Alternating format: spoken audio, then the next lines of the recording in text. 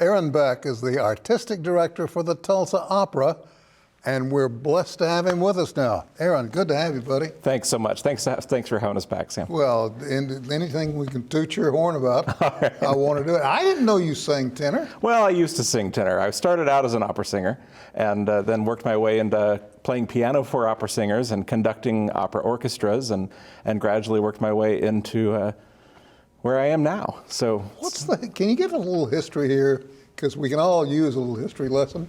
What's the history behind the opera in Tulsa? In Tulsa, 1948 was our first year, and actually just this past Monday was our 75th anniversary. Wow. 75 years to the day of our first performance of La Traviata at Central High School in Tulsa. And so we have been around. We are the oldest established performing arts organization in the state. And opera in Tulsa predates Tulsa Opera. And in fact, the first opera performed in Tulsa was in 1904, before Oklahoma was a state. You're kidding. Yeah.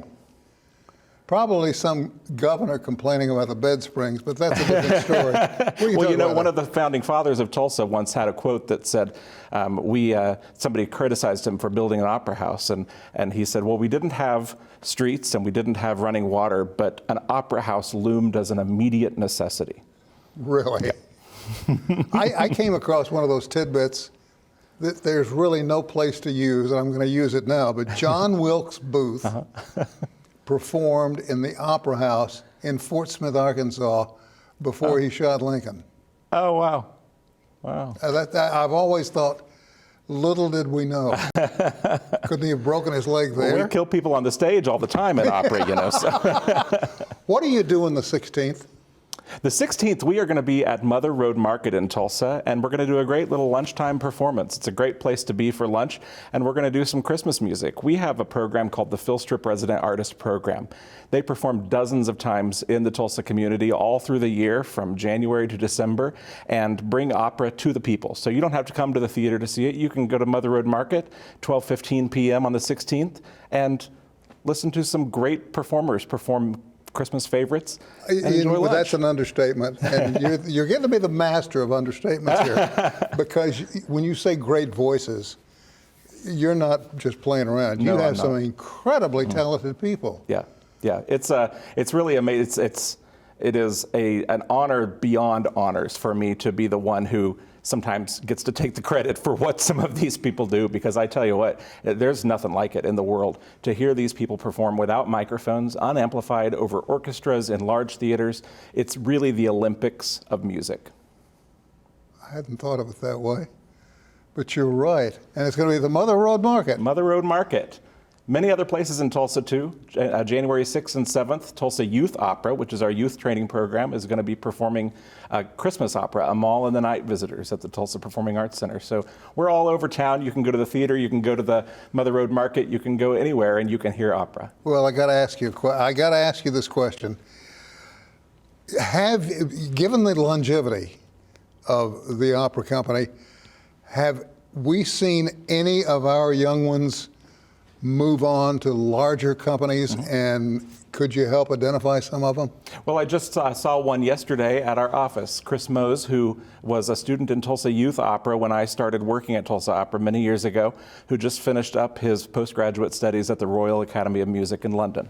You're kidding. And is now singing with opera companies all over the world.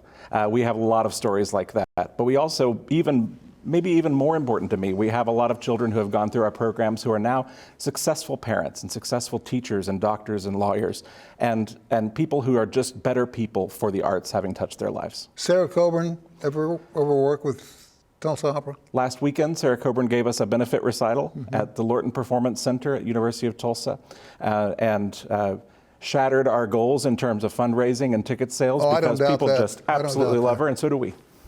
I don't doubt that for a minute. Yeah.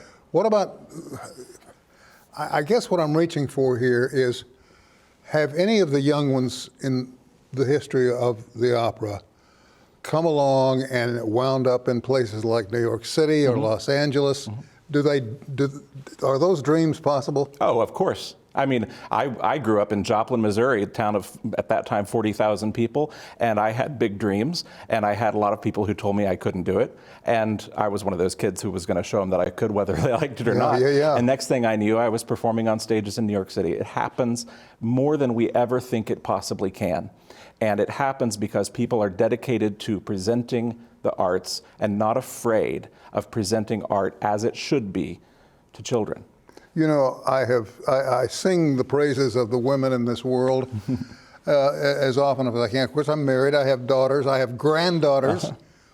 So lots of females in my family, folks. But were it not, and I said this a minute ago to Scott Black when he was here and we were taking a segment for Tulsa Ballet, were it not for the women of the world who came in with the oil barons at the time, we would have no art programs existing as large and successful as they are now. That's right. Tulsa Opera is the 12th oldest opera company in the United States. And a lot of that is credited to these women that you were talking about. Maud Lorton owned 2 homes in Tulsa. In the 1950s, she donated those to Tulsa Opera to be used as our offices. In the 70s, those homes were torn down and our current offices were built on that same property. And that's all stemming directly from Maud Lorton. And we have so many other stories like that of these people who really were passionate about making Tulsa a metropolitan city. They did. And the name Lorton carries a lot of weight. Sure does. It certainly do. Do you ever get your hair blown back by a youngster that comes in and says, I want to try out? Yes. What happens more frequently is that they come and they show me what they want to do, and they develop in such a way that they really start to blow your hair off in 2 or 3 years. And that's what's really exciting. It's not the walking in and just amazing, here I am. What's amazing is how malleable they are and how much they learn and how much in 2 or 3 years they make more progress than I could think about making at my age in such short amounts of time. And they're such hard workers, and they really, really surprise me every day. Well, you're a young fellow, so don't give me that I don't know age about business. When you get to be my age, everything, you bend over to tie your shoes. I'm like George Burns. I look around to see if there's anything else I can do while I'm down there. Question here, and I'm going to tickle your fancy for just a minute.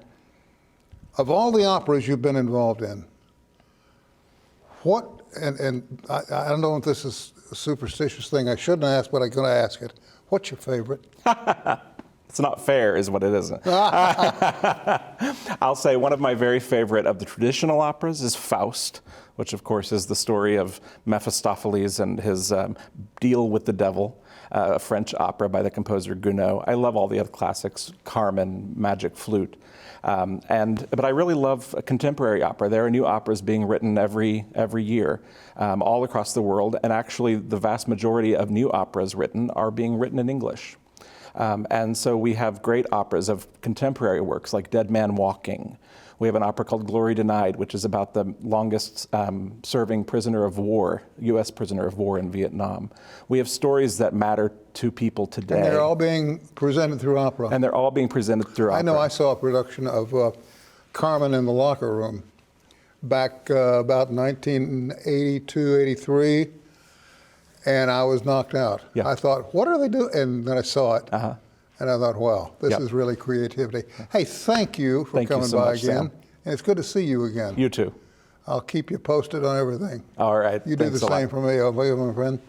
See you about, probably I'm going to drop in on the 16th. I hope so. I'll go over here. All right. See you later. We're going to take a short break. We'll be back with more right after this.